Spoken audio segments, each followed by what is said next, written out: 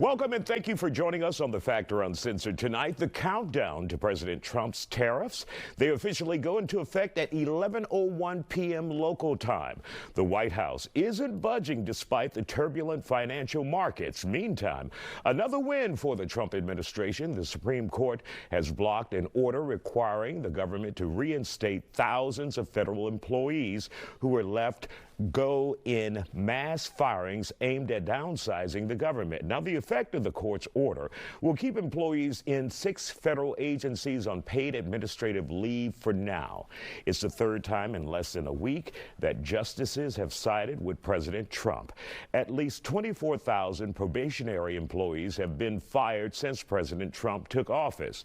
Joining us for Trump Time tonight, political analyst Dr. Dietrich von Biedenfeld and CPA and attorney Lucy Petrie. Glad to have you both here on The Factor Uncensored. First of all, we are now seeing the Supreme Court, the ultimate, weigh in and side with the president. I think this is the second time in as many days. Your thoughts on this, Dr. von Biedenfeld? Absolutely. I mean, and some of these things are very nuanced. When you think about injury causation and redressability, the idea of who brought these suits came into play. So do you have standing as a private union to actually represent these 16,000 employees? Some of it also might deal with the status of these employees. Now, some of them are still going to have certain other court cases that can move forward based on other claims, but many of them, because they were probationary, their standing is a lot less strong than those tenured federal workers who might have other civil service protections to avail themselves of. All right.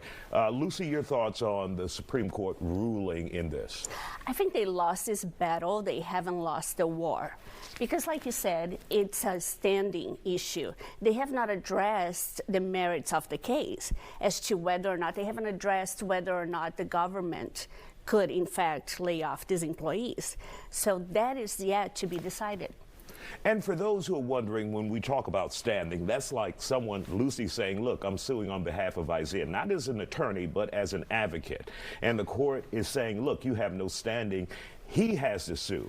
So for those employees, who would have to sue on their behalf? Who would have standing on their behalf? I mean, the easiest way would be to do a class action. So we've many times seen that where you have a group of people, a certain class experiencing a similar harm, and then they would band together. The challenge of that is individuals who are laid off trying to raise the funds to pay for legal counsel. So one of the benefits of unions or civil liberties groups is they have deep pockets from their donors that these individuals are able to tap into, which you would not necessarily have if you did it just ad hoc with each of us. All right, and now, Lucy, let's get to the tariffs that will soon be going into effect that everyone is fearing. Oh my goodness. And like it could be the end of the world. Your thoughts on that? So historically, tariffs lead to tariff fights. I raise the tariffs, they raise the tariffs, and on we go. It's a zero-sum game. I think China, we announced 104% retaliatory tariffs today, and you saw what it did to the stock markets. It wasn't pretty. But yeah, we were seeing this happen already. Other countries saying that they are raising tariffs against us as well.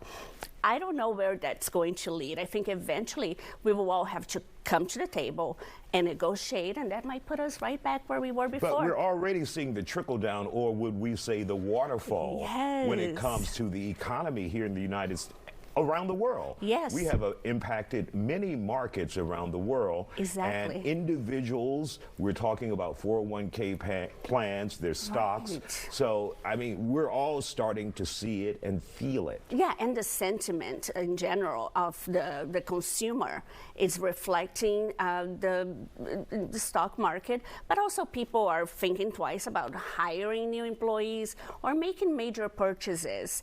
They may be delaying those because they don't know what is going to happen to the economy. They don't know if they're going to lose their jobs, if we're going to go into a recession. Now, Dr. von Biedenfeld, the president has said many of these countries want to negotiate. They're kicking down his door. But insiders are saying many of these countries no longer trust the Trump administration, and they're not even talking to him. So what do we take away from that?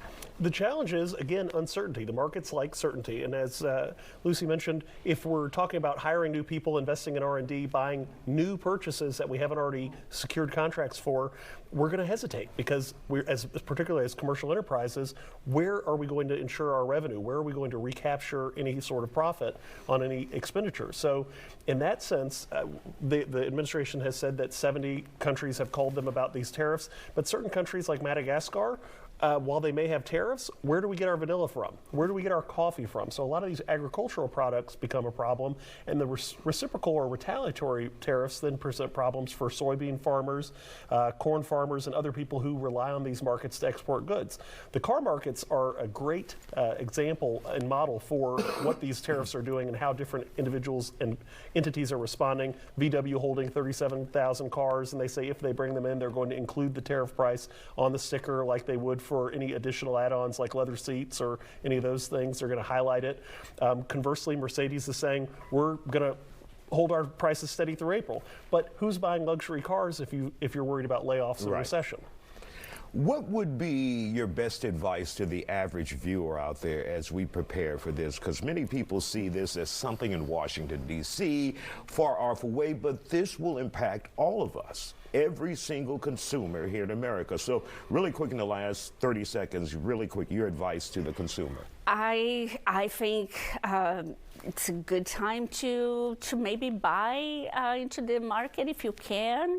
But I think about the average consumer. You're right. Just be cautious. Make sure you have your emergency fund ready. We go. There we emergency go. All right. Fund, yes. No, absolutely. And maintain your vehicle, right? You don't have to go out if there's a 25% tariff. You don't have to buy a new car because you didn't get your oil changed, right? Your iPhone, maintain that.